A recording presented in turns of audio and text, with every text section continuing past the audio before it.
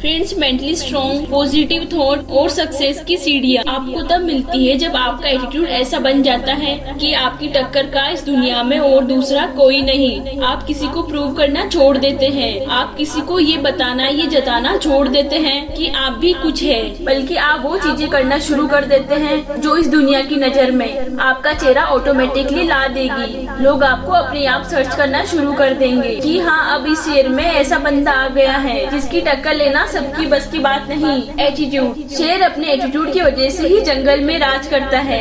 Attitude, बाज अपने attitude की वजह से ही सबसे ऊपर उड़ना जानता है, क्योंकि दोनों जानते हैं कि हम एवरेज के साथ रहेंगे तो एवरेज बनकर ही रह जाएंगे। बाज कभी भी आपको कबूतरों के झुंड में उड़ता हुआ नजर नहीं आएगा, वो अकेला उड़ता है और जब जब वो सामने आता है बाकी सारे पंछी खुद ही दाएं बाएं हो जाते हैं। तो सबसे पहले अपने एटीट्यूड में और जरूरी चीज शामिल करो, ग्रेटनेस। जैसे एक पंछी था, उसके मालिक ने उसे हमेशा एक पिंजरे में कैद करके रखा। वो कई बार उड़ता नहीं था, हमेशा उसी पिंजरे में रहता था, उसी में पैदा हुआ और उसी में अब बड़ा भी हो गया था, उसी में शायद अब मर भी जाएगा। मगर एक दिन उस मालिक से पिंजरा एक दिन खुला छूट गया। अब खुला छोड़ा तो काफी देर तक वो पंछी उसमें अकेला बैठा रहा, क्योंकि उसे मालूम ही नहीं था कि इससे बाहर भी उड़ा जा सकता है, मैं इससे बाहर निकल सकता हूँ। वो तो बस उसी में रहा और बड़ा हुआ है और थोड़ा थोड़ा वो बाहर की साइड आया और उड़ने की कोशिश की। वो हल्का सा उड़ा तो पहले तो वो गिर गया और फिर वो दोबारा उठा और जोर से उड़ने की कोशिश की और उसके बाद तेज हवा आई और उसको अपने साथ उड़ा कर ले गई। पहले तो उसे ये समझ ही नहीं आया कि ये कौन सी दुनिया है, ये मैं कहाँ निकल गया हूँ। मेरा मालिक जो मुझे इतना प्यार करता है वो मेरे बारे में क्या सोचेगा, जबकि उसे थोड़ी ना पता था कि उसका मालिक ही उसका दुश्मन है। इसकी सारी जिंदगी उसे एक पिंजरे में कैद रखा।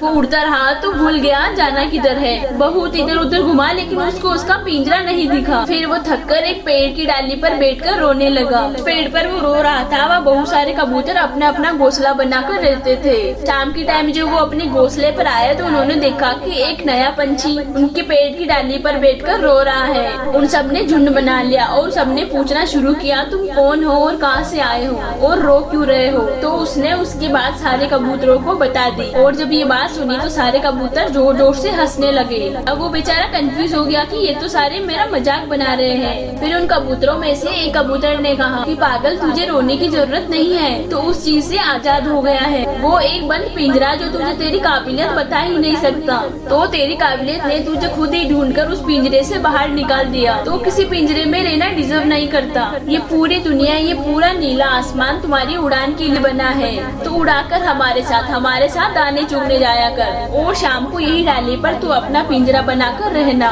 हम सब हमेशा खुश रहते हैं। बस उस दिन के बाद वो नया पंछी सबसे दूर दूर तक उड़ सकता था, घूम सकता था इस पूरी दुनिया में। कि यार बात होती है जिस दायरे में आप रह रहे हो, देखो कि इससे बाहर भी दुनिया है, क्या इससे बढ़िया चीज भी अचीव की जा सकती है और की जा सकती है, तो छोटा सोचने की नीड नहीं है। हमेशा ग्रेटनेस हासिल करो, अम्यूजिंग, मनोरंजन, जो सबको हंसाए, उनकी बातों को सुने, कुछ ऐसा आपको बढ़ना चाहिए। आपको पता है ये जो बड़े बड़े एक्टर्स होते हैं, कलाकार होते हैं, ये उम्र भर एंटरटेन करते हैं, अपने अभिनय से हमें हंसाते हैं, रुलाते हैं, हमारे अंदर जोश भर देते हैं और इसी वजह से हम इनसे बहुत ज्यादा अटैच भी हो जाते हैं और कभी ये इस दुनिया को छोड़कर चले जाते हैं। हमें काफी ज्यादा पेन होता है कि हमारा पसंदीदा कलाकार इस दुनिया से चला गया है। तो यार देखो, उन्हें ना तो आप पर्सनली जानते थे ना कभी मिले थे, बस वो एक आर्टिस्ट है जिनके तौर पर आप उन्हें जानते हो। इसके बाद भी आप उनसे इतना ज्यादा अटैच हो गए, यानी कि आपका किरदार, आपकी छवि ऐसी होनी चाहिए कि पर्दा गिर भी जाए तो लोग ताली बजाते ना रुके।